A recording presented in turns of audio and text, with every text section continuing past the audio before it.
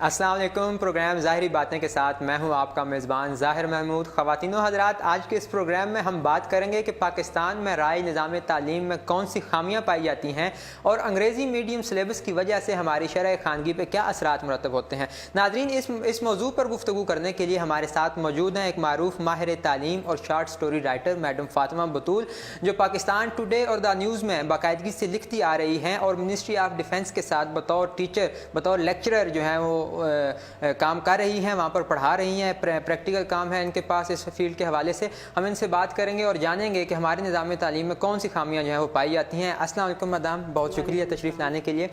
سب سے پہلے تو آپ یہ بتائیے کہ ہمارے ہاں جو رائج نظام تعلیم ہے اس میں کون سی خامیاں پائی جاتی ہیں؟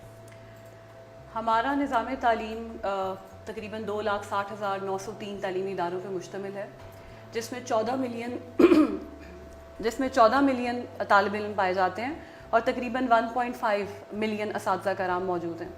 اگر ہم اس تعلیمی نظام کو دیکھیں تو 18th امینڈمنٹ کے بعد بھی جس کی بھی پروونس کی ذمہ داری ہو یا فیڈرل کی ذمہ داری ہو, تو یہ تعلیمی نظام بہت فرسودہ ہے. آج سے 18 سال پہلے جو کتاب میں نے انٹر میں پڑھی تھی انگریزی کی, آج جب میں انگریزی پڑھاتی ہوں تو میں بچوں کو وہی کتاب پڑھا رہی ہوتی ہوں. تو مجھے محسوس ہوتا ہے کہ اتنے زمانے گزر گئے, جنریشن کا فرق پیدا ہو جاتا ہے, لیکن ہمارا جو سلیبس ہے وہ وہیں پر سٹینڈ کرتا ہے. جب تک ہم سلیبس کو ریوائز نہیں کریں گے, ہم جدت نہیں لائیں گے, نئی کہانی نہیں لائیں گے, the same is true for sciences as well. جب تک ہم اپنے سلیبس میں جدت نہیں لائیں گے تو ہم اپنے طالب علم کو بدلتے زمانے کے تقاضوں کے ساتھ آشنا ہی نہیں کروا سکتے. تو ہمارا جو اسٹوڈنٹ ہوگا وہ پیچھے رہ جائے گا.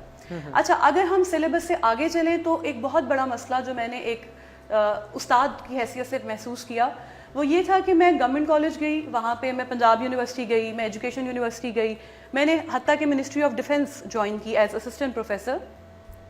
کسی بھی ادارے میں مجھے ٹریننگ نہیں ملی. کیونکہ میرا تعلق مجلس مباحث سے تھا تو میرے لیے آسان تھا بچوں کو پڑھانا, مجھ میں اعتماد کی کمی نہیں تھی. لیکن مسئلہ یہ ہے کہ آپ کے پاس اتنے سارے اساتذہ کرام موجود ہیں, 1.4 ملین, مور دین 1.4 ملین اساتذہ کرام آپ کے پاس موجود ہیں, لیکن آپ کے پاس کوئی ایسا سسٹم نہیں ہے جس سے آپ ان کو ٹرین کریں, اور ان کو نہیں پتا کہ انہوں نے کیسے بچوں کو پڑھانا ہے, بچوں کے ساتھ کمیونیکیٹ کیسے کرنا ہے. اگر آپ سلیبس کو ریوائز کر بھی دیں گے تو کیا آپ کا استاد اس قابل ہے کہ اس سلیبس کے تھرو پڑھا سکے؟ یہ بہت ضروری ہے. تو مجھے محسوس ہوتا ہے کہ نظام تعلیم میں جدت لانے کی بہت زیادہ ضرورت ہے, اور زیادہ اس میں امپورٹنٹ یہ ہے کہ ہماری گورنمنٹ اس کو رسپونڈ کیسے کرے گی, کیونکہ ان 2,60,000 تعلیمی اداروں میں سے 1,80,000 تعلیمی ادارے تو پبلک سیکٹر کے ہیں. تو گورنمنٹ کو اس میں کام کرنے کی بہت ضرورت ہے. اور دوسری بات یہ کہ یہ تو گورنمنٹ کے پارٹ پر ہے. What about students? ہمارے اسٹوڈنٹ کو کریئر کاؤنسلنگ ہی نہیں ملتی. تو ہمارے بچے کو یہ پتا ہے ڈاکٹر بن گئے, نہیں بنے تو چلو انجینئر بن جائیں گے. اچھا, ڈاکٹر انجینئر بن گئے تو ہم CSS کر لیں گے.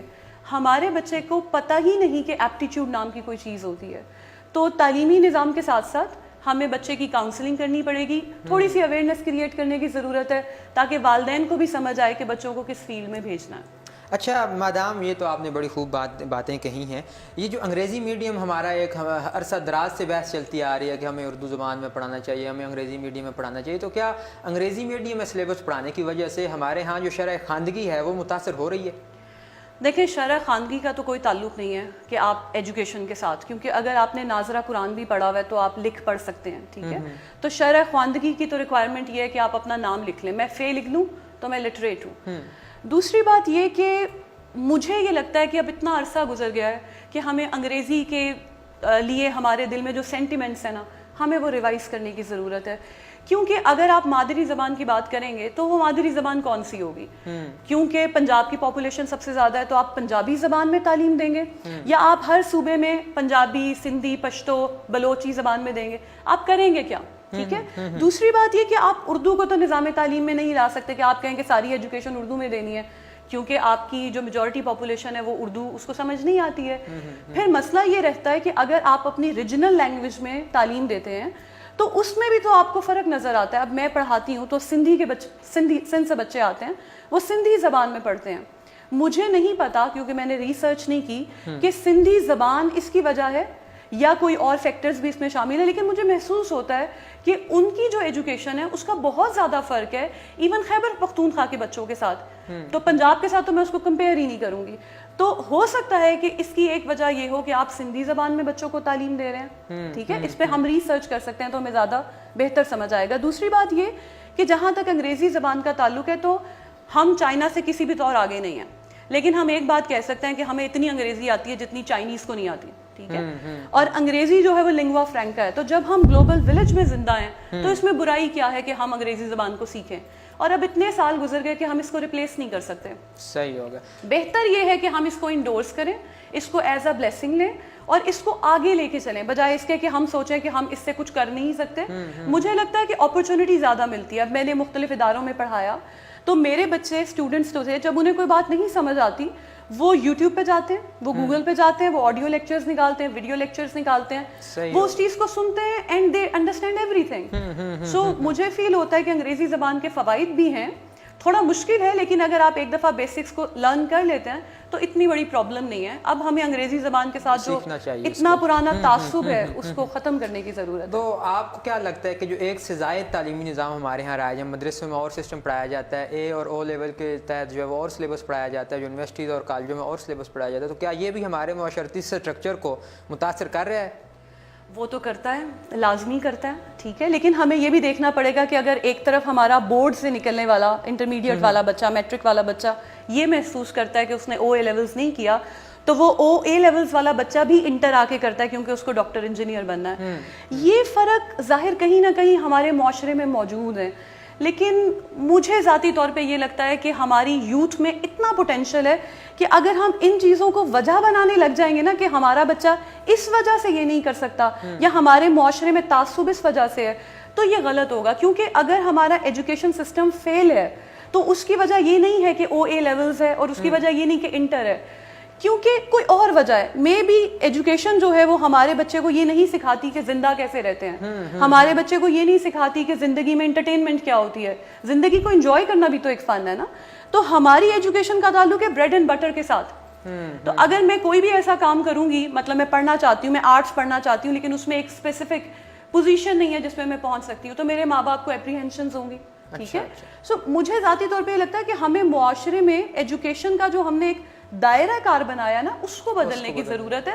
اس کا تعلق سسٹم کے ساتھ نہیں ہے, کیونکہ مجھے مدرسے میں نظام تعلیم کا پتہ نہیں, اس لیے میں اس پہ کامنٹ نہیں کر سکتی, لیکن اگر یہ دونوں سٹریمز چل بھی رہی ہیں پیرالل تو مجھے یہ لگتا ہے کہ ہمیں اپنا مائنڈ سیٹ بدلنا پڑے گا ایجوکیشن کو لے کے. تو اس نظام تعلیم کو, اس پورے سسٹم کو بہتر بنانے کے لیے ہمیں کن جو ہے وہ اقدامات کی ضرورت ہے, کس سطح پر جو ہے وہ ان اقدامات کی ضرورت ہے؟ دیکھیں, پہلی بات تو یہ کہ مجھے لگتا ہے کہ ذمہ داری والدین سے شروع ہوتی ہے. ہمارے انفارچونیٹلی کیونکہ لٹریسی ریٹ تو ظاہری بات ہے آہستہ آہستہ بڑھا ہے, 57% ہے, لیکن اس 57% میں بھی میں نے آپ کو بتایا کہ جو بندہ لکھ پڑھ سکتا ہے وہ لٹریٹ ہے. تو جو لوگ زیادہ پڑھے لکھے ہیں ان کا ہمارے پاس پرسنٹیج کم ہے. مجھے لگتا ہے کہ ذمہ داری گھر سے شروع ہوتی ہے. سو اگر میرے اوپر فیملی پریشر تھوڑا سا کم ہو, مجھے تھوڑی سی آزادی ہو, میں پڑھتے ہوئے انجوائے کر سکوں, میں لرن کروں, کریم نہ کروں, تو اگر مجھے آپ نے اسی چیز پہ جج کرنا ہے کہ میری 99% مارکس آ گئے, تو مجھے لگتا ہے کہ وہ طریقہ ہی غلط ہے. تھوڑا سا ماں باپ بدلیں. دوسری بات یہ کہ جب ہم اس نظام تعلیم کی پروڈکٹ دیکھتے ہیں نا, ہم وہ بچہ دیکھتے ہیں جو ابھی باغ جناح میں ایک بچہ بیٹھا ہوا تھا, کچھ مہینے پہلے کی بات ہے, اس کو ہارٹ اٹیک ہوا. He was a CSS student. اچھا, کوئی بچہ CSS میں نہیں پاس ہوتا. ایک بچہ I know اسٹوڈنٹ جس نے اپنا ذہنی توازن کھو دیا. گورنمنٹ کالج میں ایک بچہ ہاسٹل میں پنکھے سے لٹک جاتا ہے, ٹھیک ہے. ہمیں پتہ چلتا ہے کہ ایک بچہ ہے وہ اپنے استاد کو چھریوں سے مار دیتا ہے, اور ہمیں پتہ چلتا ہے بورے والا میں کہ پوری کلاس مل کے ایک بچے کو جو کہ کرسچن ہے اس کو مار دیتی ہے.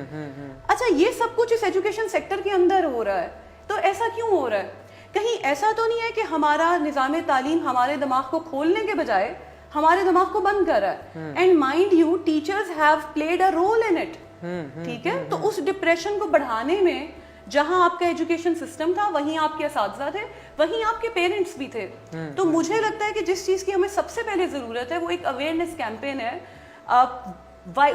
کنٹری وائڈ ہماری ایک ایسی کیمپین جو والدین کو بھی سمجھائے کہ صرف ایک پروفیشن نہیں ہوتا. اور دوسری بات یہ کہ اگر ہمارے لیے ایجوکیشن بریڈ اینڈ بٹر ہے تو پھر گورنمنٹ کو انشور کرنا چاہیے کہ ہمارے ہاں ٹیکنیکل اینڈ ووکیشنل ٹریننگ ہو, ٹھیک ہے. اور دوسری بات یہ کہ وہ प्रोफेशंस जो मेन स्ट्रीम नहीं है उनको हाईलाइट करने की ज़रूरत है। सही होगा, बहुत शुक्रिया madam, thank you so much. नाजरीन, आपने देखा कि हमें अगर अपने निज़ाम तालीम को बेहतर बनाना है तो अपने फरसुदा जो सिलेबस है, जो सदियों से सालों से चला आ रहा है, दहाइयों से चला आ रहा है, उसको बदलने की ज़रूरत है। असातिज़ा को मुनासिब तरबियत देने की ज़रूरत है और बच्चों के लिए कैरियर काउंसलिंग की ज़रूरत है। इंशाल्लाह फिर किसी प्रोग्राम में मुलाकात होगी, तब तक के लिए देखते रहिए उर्दू पॉइंट। खुदा हाफिज़।